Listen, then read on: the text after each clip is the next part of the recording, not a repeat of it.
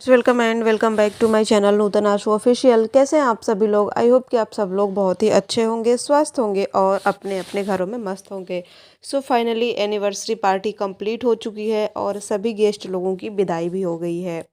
उसके बाद से अब यहाँ पे बहुत सारी बातें निकल के आ रही है। कुछ रिएक्शन चैनल वालों की वॉट भी लग रही है, क्योंकि कुछ लोग होते हैं ना जो अपना लेवल क्रॉस करके कोई वर्ड बोल जाते हैं, किसी पे रिएक्शन दे जाते हैं या किसी के लिए कुछ चीज़ें एक्सप्लेन कर जाते हैं, तो उस पे किसी को भी बुरा लगेगा। रिएक्शन देना गलत नहीं है, चीज़ों को एक्सप्लेन करना गलत नहीं है। जो चीज़ आपको बुरी लगती है उस पे अपनी राय रखना भी गलत नहीं है, लेकिन हर एक चीज़ कहते हैं ना कि लेवल में अच्छी लगती है। जैसे कि आज सभी लोग इनको कह रहे हैं कि एक लेवल में एनिवर्सरी सेलिब्रेट किए होते तो बहुत ही अच्छा लगता। इस लेवल पे इन्होंने अपनी एनिवर्सरी सेलिब्रेट की है कि कुछ लोगों का कहना है कि ओवर हो गया है, इतना भी नहीं किया जाता। शादी एक बार होती है, दो बार होती है, तीन बार, चार बार, पांच बार नहीं होती है। हाँ, अगर बहुत ज़्यादा वो रहता है सेलिब्रेशन का, या कुछ शादी सही तरीके से ठीक ठाक से नहीं हुई रहती है, तो इंसान अपनी एनिवर्सरी बहुत ग्रैंड लेवल पे सेलिब्रेट कर लेता है। लेकिन किसी के यहाँ शादी दो बार, तीन बार, चार बार, पांच बार नहीं होती है।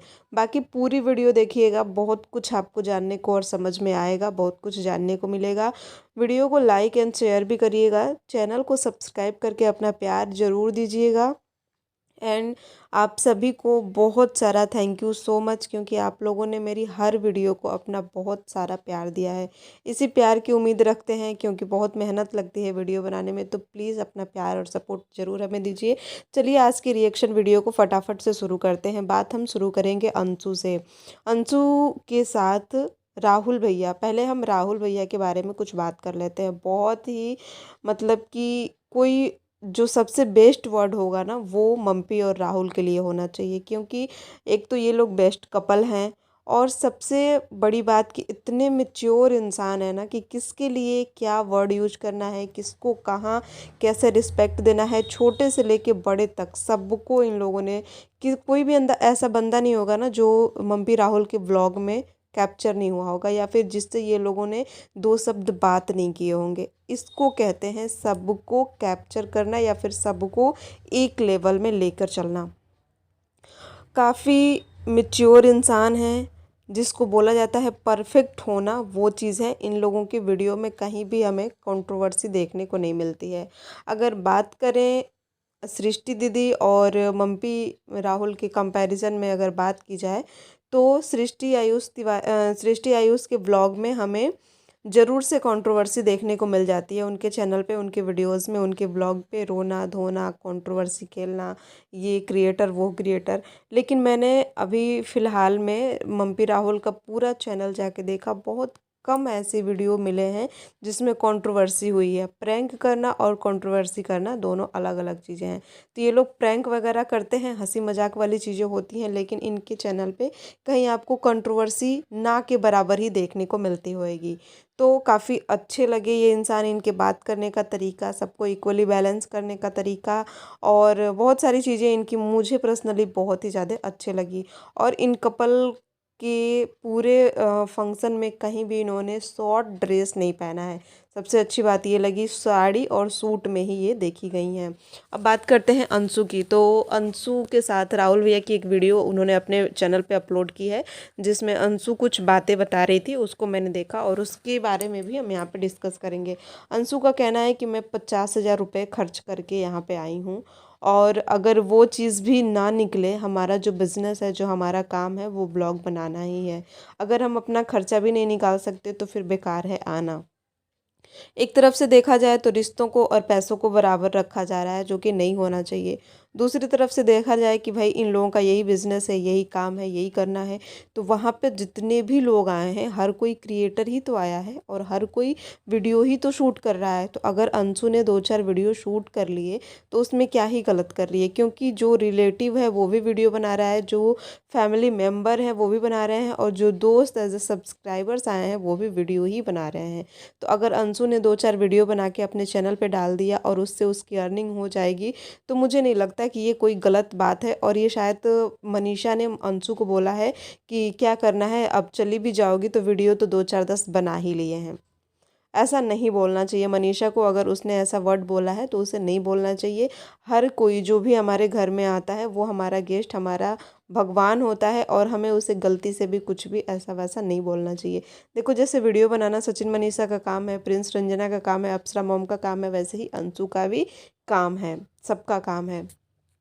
उसके बाद से पहली बेइज्जती उसको वो लगी, दूसरी बेइज्जती उसको ये लगी कि जो क्रिएटर अवार्ड सचिन भैया ने सबके लिए लगवाया था, सबके नाम से बनवाया था, अंशु के नाम से नहीं बनवाया था। इवन उनकी फ़ोटो भी मांग ली थी बट उसके नाम से नहीं बनवाया था। चलिए मान लेते हैं कि मिस्टेक हो गई होगी, लेकिन इस चीज़ को बार बार के अदर पर्सन बोल बोल के ना अंशु के माइंड में इस चीज़ को क्लिक करा के उसको डिमोटिवेट वहाँ पे कर दिया गया था। ऊपर से उसकी प्रेगनेंसी की हालत है, तबीयत भी उसकी नहीं ठीक रहती है और वो तो नॉर्मल चीज़ों में बीमार पड़ जाती है। तो इतना जागना, भाग दौड़ करना, हंसना खेलना कूदना, तो इन सब में तो वो उसको हरासमेंट होगा ही।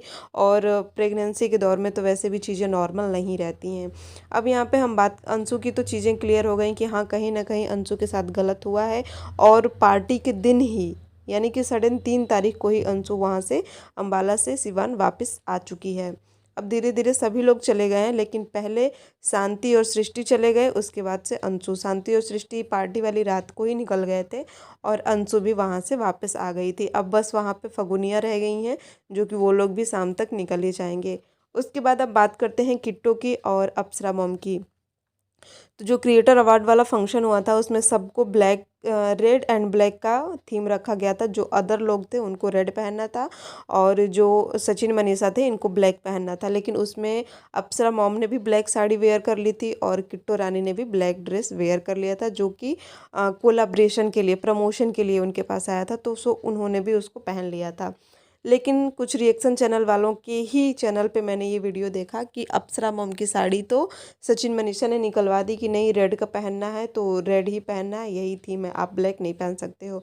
बट किट्टो पे इनका जोर नहीं चला था, किट्टो से ये लोग नहीं निकलवा पाए थे, या फिर किट्टो को बुरा नहीं लगने देना चाह रहे थे कि अगर वो नाराज़ हो जाएंगी तो पूरा जो स्क्रिप्ट है वो ख़राब हो जाएगा। इसलिए इन्होंने उनको नहीं निकलवा पाए, उनका ड्रेस नहीं निकला। इसके लिए भी ऑडियंस ने काफ़ी ट्रोल किया है किट्टो को कि ड्रेस भी मुझे नहीं अच्छा लग रहा था उनका, ऊपर से ब्लैक कलर भी उन्होंने पहन लिया था। बट मनीषा का ब्लैक वाला गाउन बहुत सुंदर लगा है और साथ ही साथ जो 2 तारीख वाला लहंगा मनीषा ने पहना था वो भी बहुत प्यारा लग रहा था। और मुझे सचिन मनीषा से ऐसी उम्मीद नहीं थी कि इस लेवल की पार्टी वो लोग कर पाएंगे या फिर करेंगे। कर तो पाएंगे लेकिन करेंगे इतनी, मतलब मैनर के साथ इतनी सारी चीज़ों को ध्यान में रख के करेंगे, ऐसी उम्मीद नहीं थी। बट किए, उसके लिए बहुत ही अच्छा लगा देख के। एंड मनीषा का सारा लुक मुझे अच्छा लगा था, बस मेहंदी वाला थोड़ा सा जो मेहंदी का फंक्शन हुआ था वो मुझे नहीं सही लगा।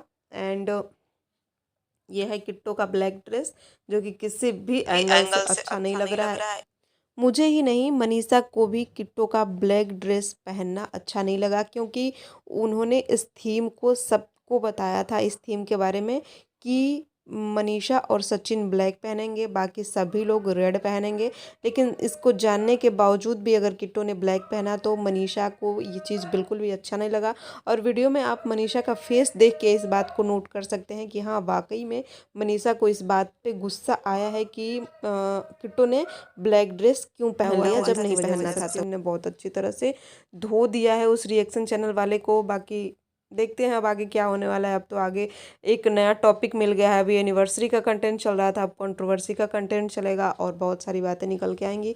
सो इस वीडियो में आपको सबसे ज़्यादा क्या अच्छा लगा, क्या चीज़ नहीं अच्छा लगा, प्लीज़ कमेंट में ज़रूर बताइएगा। और हम यहाँ पे किसी के बारे में कुछ भी गलत नहीं बोल रहे हैं, सिर्फ मैंने जो चीज़ें ऑब्जर्व की हैं सबकी वीडियो को देख के, सबके ब्लॉग को देख के, वही चीज़ मैं आपके साथ शेयर कर रही हूँ। सो प्लीज़ चैनल को सब्सक्राइब कर लीजिएगा, वीडियो को लाइक और शेयर ज़रूर करिएगा चैनल पर नया है तो।